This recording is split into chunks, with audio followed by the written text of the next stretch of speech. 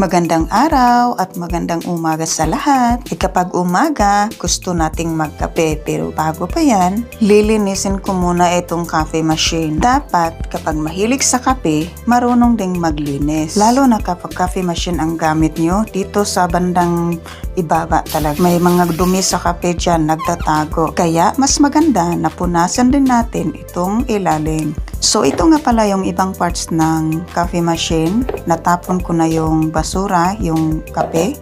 At nahugasan ko na din siya. Kaya punasan muna natin bago ilagay sa coffee machine.